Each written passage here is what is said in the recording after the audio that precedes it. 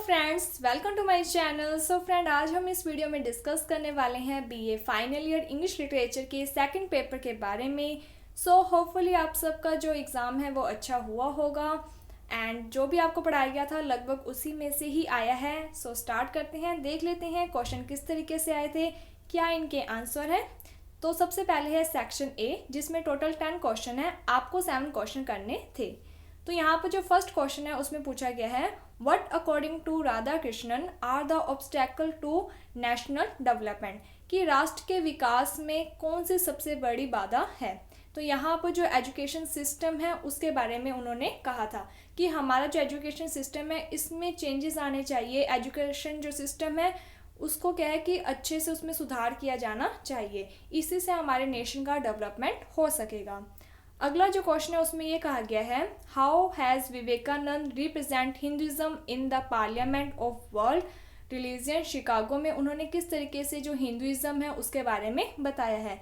तो उनकी जो स्टार्टिंग के वर्ड्स थे, brother and sister of America, and इसके साथ ही उन्होंने कहा था कि हर एक भगवान, यानी कि जितने भी धर्म हैं सभी के क्या है, एक ही भगवान है, उनके नाम अलग अलग हैं। तो वो सब बातें यहाँ पर आएंगी। अगला क्वेश्चन था, how can machinery be helpful in reforming of a society, कि जो मशीनरी होती है वो किस तरीके से एक सोसाइटी को रिफॉर्म करने के लिए हेल्पफुल होती है। तो ये आपका जो इंटरनेट वाला प्रोज है उसमें से आया हुआ है।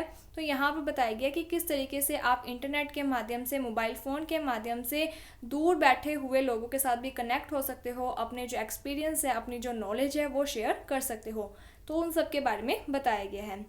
अगला जो क्वेश्चन है उसमें ये कहा गया था कि how are tigers and lions disappearing in India, कि किस तरीके से इंडिया में जो टाइगर्स एंड लॉयंस वगैरह हैं वो डिसअपियर हो रहे हैं। तो यहाँ पर क्या हो रहा है कि एक तो डेजर्टिफिकेशन ज़्यादा हो रहा है, फॉरेस्ट को काटा जा रहा है, यहाँ पर इंडस्ट्रीज वर्क ज़्यादा हो रहा है, जो भी फॉरेस्ट जंगल वगैरह होते हैं उन्हें काट दिया जाता है, और वहाँ पर जो लोग हैं वो अपने स्वार्थ के लिए या तो एग्रीकल्चर करने लग जाते हैं, या इंडस्ट्रीज कर लेते हैं, या फिर घर वगैरह बनाने लग जाते हैं, जिसके कारण इनका जो शेल्टर है वो धीरे धीरे ख़त्म होने लग गया था। अगर इनका शेल्टर जहाँ पर ये रहते हैं वही एरिया ख़त्म हो जाएगा तो ये भी धीरे धीरे डिसअपियर हो गए। अगला जो क्वेश्चन था उसमें ये कहा गया है, why does Mali hate Indian culture in वैंड्रोस्फीयर्स।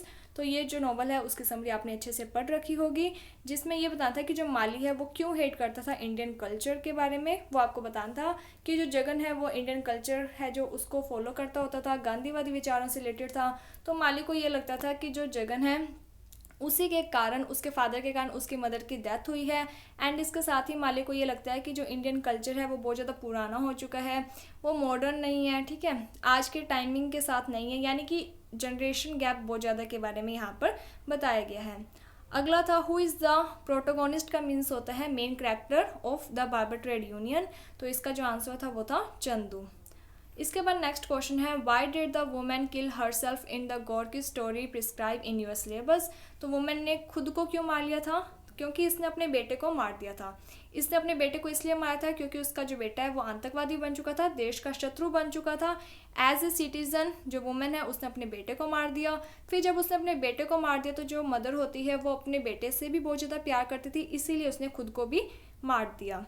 इसके बाद जो नेक्स्ट क्वेश्चन है उसमें एक आ गया है, why was the drover's wife sad after the flood. तो ये हमने समरी में पढ़ा ही था, जो कि आपके लिए बनाई गई थी। 24 मिनट की समरी थी जिसमें आपको हर एक प्रोज की समरी बताई गई थी, 4-4 5 लाइन्स में, जिसमें आपको बताया था कि जब फ्लड आती है तो उसके जो हस्बैंड होते हैं उसके द्वारा एक डैम बनाया जाता है, तो वो जो डैम होता है, जो बांध होता है वो टूट जाता है, जिसके कारण ड्रोवर जो वाइफ होती है वो सैड हो जाती है।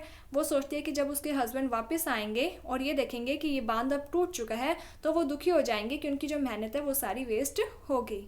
इसके बाद जो नेक्स्ट है उसमें ये पूछा गया था, how was Lala ji run it, कि किस तरीके से वो बर्बाद हो गए थे लाला जी। तो लाला जी ने एक पार्टनर को रखा था जो कि उन्हें धोखा दे जाता है और सारा जो पैसा वगैरह होता है वो सब कुछ ले जाता है, जिसके कारण जो लाला जी है वो रन इट हो जाते हैं। एंड इसके बाद अगला क्वेश्चन है, according to Vandana Shiva how has economic globalisation plundered our culture. तो नॉर्मल सी बात है कि जैसे ही इकोनॉमिक ग्लोबलाइजेशन होती है तो उससे क्या होता है कि एक कंट्री है जो वो क्या होता है कि इकोनॉमिकली दूसरी कंट्री के साथ कनेक्ट होने लग जाती है, यहाँ की चीज़ें जो वहाँ पर चली जाती हैं, वहाँ का जो भी कल्चर वगैरह होता है वो इधर दूसरे देशों में अडॉप्ट कर लिया जाता है। इस तरीके से क्या होता है कि बहुत सारी चीज़ें जो वो एक्सचेंज हो जाती हैं, एंड इसी एक्सचेंज के कारण बहुत चीज़ें ऐसी भी होती हैं जो कि हमारे कल्चर के अकॉर्डिंग सही नहीं होती है। इसके बाद जो आगे है वो आपका सेक्शन बी, जिसमें आई थी आपकी 3 स्टैंजा, जिसमें से आपको एक ही स्टैंजा करनी थी। एंड यहाँ पर सबसे अच्छी बात आपके लिए ये हुई थी कि यहाँ पर जो थर्ड स्टैंजा है वो आप इजी वे में पहचान सकते थे, क्योंकि यहाँ पर पहले ही वर्ड दे दिया था गंगू। गंगू से आपको ये पता चल चुका होगा कि ये जो स्टैंजा है ये आपके कौन से प्रोस में से